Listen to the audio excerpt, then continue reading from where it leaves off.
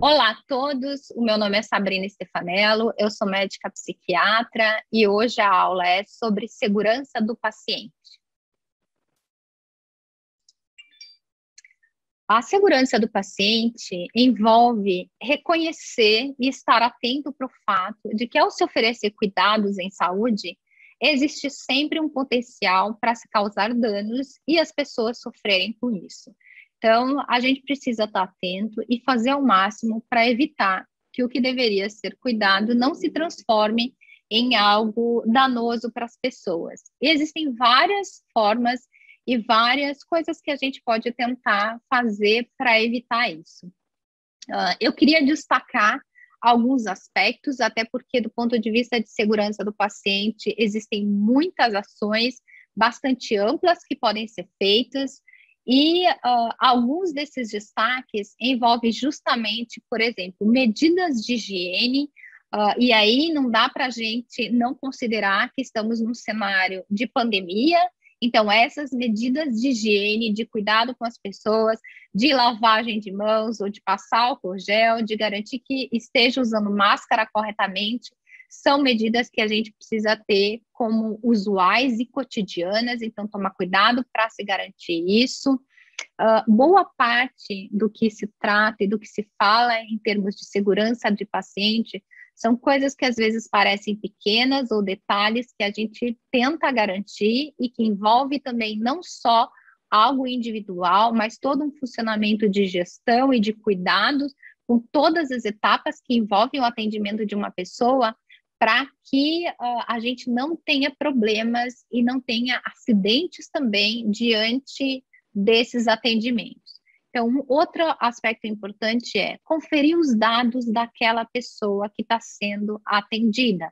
Parece algo simples, às vezes bobo até de falar, mas não é tão raro você ver, por exemplo, o registro do dado de uma pessoa que foi atendido no prontuário de outra pessoa, por exemplo.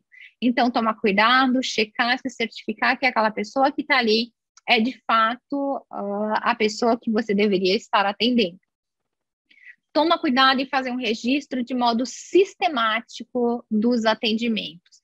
Isso é, inclusive, um dos modos da gente garantir horizontalidade e de fazer com que os outros profissionais tenham acesso e entendam qual é o plano terapêutico, o que está sendo entendido daquela determinada situação, daquele determinado caso, registrar se foram feitas intervenções, as orientações, preferencialmente, se não for um prontuário eletrônico, precisa ser de um modo legível, e por mais que sejam, às vezes, orientações sucintas, elas precisam estar escritas. O prontuário é o bem mais precioso da pessoa, e é o prontuário quem vai também ajudar a garantir essa continuidade do cuidado. É importante a gente utilizar também eventos sentinelas para rever procedimentos e processos de trabalho. Então, por exemplo, aconteceu um problema, aconteceu uma administração, uma liberação, às vezes, de medicamento trocado para aquela pessoa, ou teve algum erro na hora do momento do atendimento.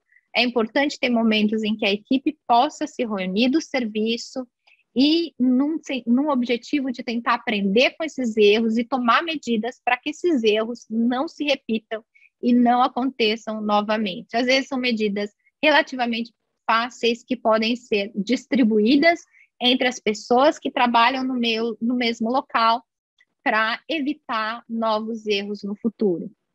É importante considerar também e fazer a notificação de eventos adversos, considerando do ponto de vista de farmacovigilância, pois somos nós que estamos lá na ponta, na atividade prática do cotidiano, que vamos nos deparar com isso. E aí cabe também, é nosso papel fazer esses registros.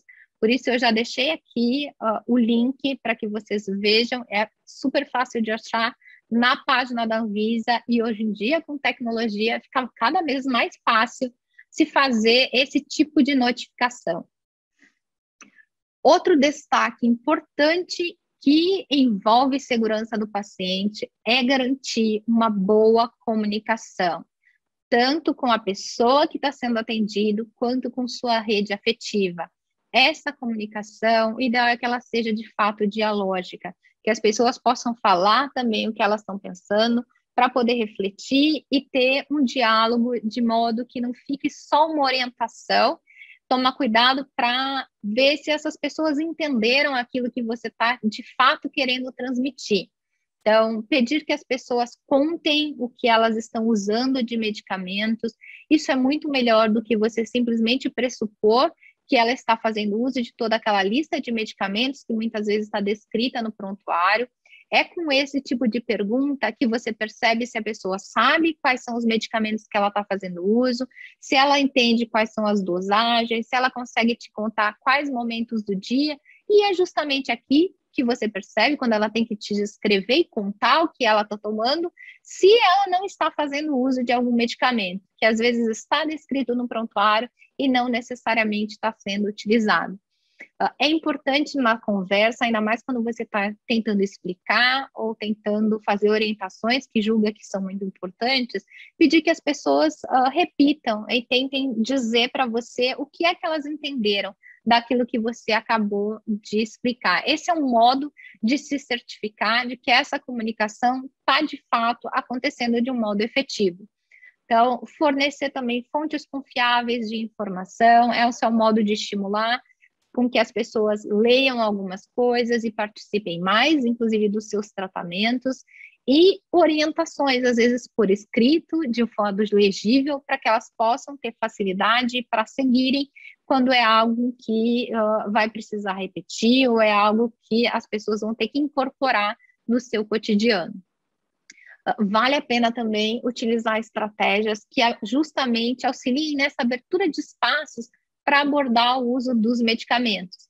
E aí fica uma sugestão para, se alguém ainda não ouviu falar, sobre a gestão autônoma da medicação.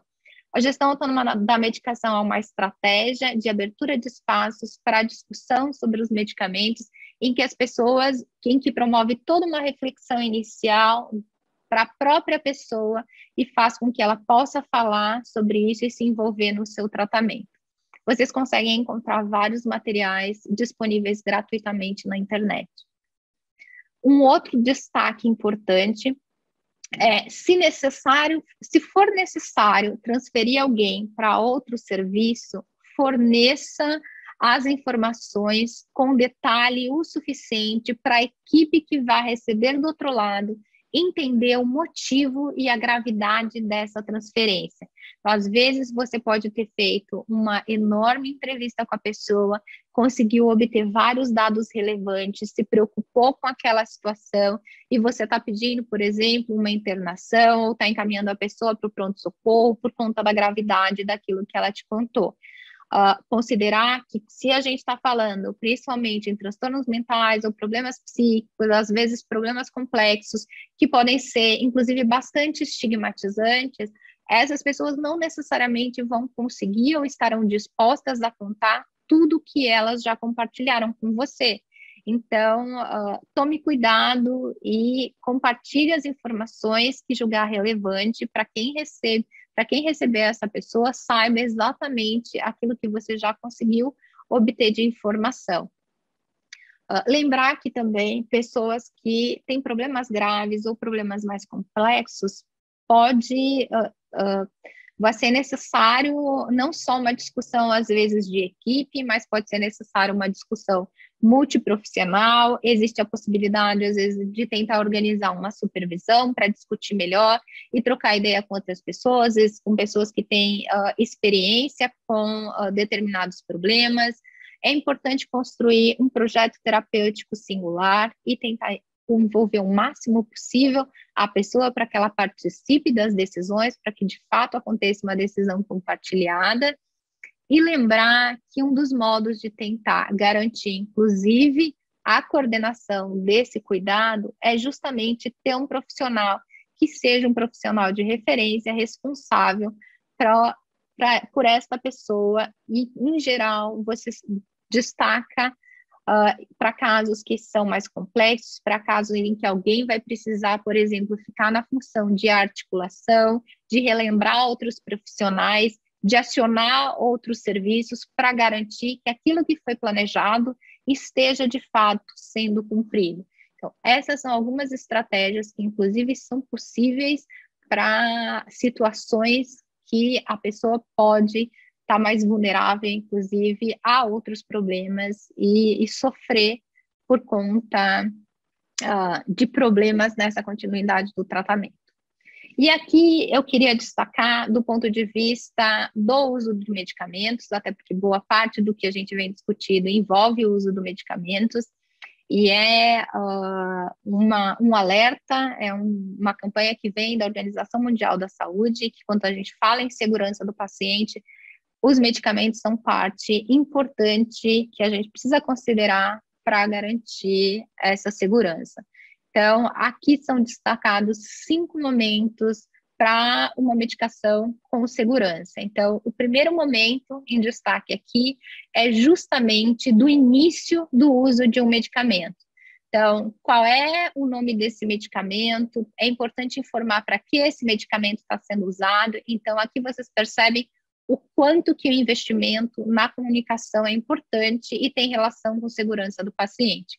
Quais são os riscos, possíveis efeitos do medicamento e o que essa pessoa deve fazer diante de alguns desses efeitos.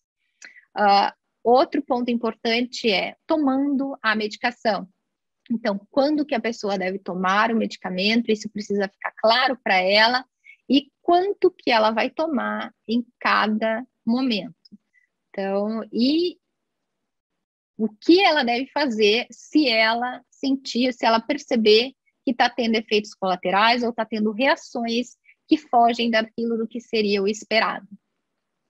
Um outro momento importante é quando você vai adicionar um outro medicamento e ela já está fazendo uso daquele primeiro medicamento. É repensar, eu realmente vou precisar lançar mão desse outro medicamento? E esse medicamento pode interagir com os outros medicamentos que a pessoa já está fazendo uso. Então, de novo, lembrar de fazer essa checagem e verificar e se questionar se vale a pena. Então, ponderar prós e contras. Um quarto momento em relação ao uso dos medicamentos é revisando a minha medicação. Então, por quanto tempo eu devo tomar cada um desses medicamentos? Existe um plano para isso? Qual vai ser o tempo? Como que eu vou me organizar em relação a isso, inclusive se são vários medicamentos e se envolvem tempos diferentes. E se eu estiver tomando algum medicamento que eu não preciso mais? Então, esse é um outro ponto a ser ponderado, ainda mais em pessoas que fazem uso de múltiplos medicamentos. E aí que eu queria destacar que hoje em dia não é raro você se deparar com pessoas que tomam muitos medicamentos que às vezes foram introduzidos, por exemplo, no pronto-socorro ou num atendimento pontual que a pessoa teve, às vezes por uma queixa específica, como, por exemplo, tontura, vertigem, e foi introduzido um medicamento que a pessoa ficou fazendo uso contínuo ao longo da vida dela e só foram somados novos medicamentos sem fazer essa revisão dos medicamentos que estavam sendo utilizados. Então, lembrar disso e lembrar de considerar, olha, para que é que está sendo usado esse tipo de medicamento, especialmente quando você lembra na questão da prática de renovação de receitas. Então, toma cuidado para não ficar só numa prática de renovação de receitas, mas fazer reavaliação e tentar explorar com a pessoa por qual motivo foram introduzidos tais medicamentos. E aí, tomando vários dos cuidados que já foram mencionados em aula anterior. E aí, o último momento é justamente o momento de parando, em que você vai parar o uso do medicamento. Então, abordar e ver quando é que eu deveria parar cada medicamento. Eu tenho que parar algum dos medicamentos por causa de algum efeito colateral, como que eu vou reportar também se foi um efeito colateral adverso importante, então lembrar de fazer a notificação do ponto de vista de farmacovigilância, que é algo, inclusive, que a gente precisa melhorar no nosso país. Então, considerar, inclusive, como vai ser essa parada, de que modo que eu vou fazer, e aí considerar se é um medicamento que foi introduzido recentemente ou não, para ponderar os cuidados em relação a essas mudanças uso dos medicamentos. Em relação à aula de segurança do paciente, essa foi a bibliografia utilizada. Muito obrigada.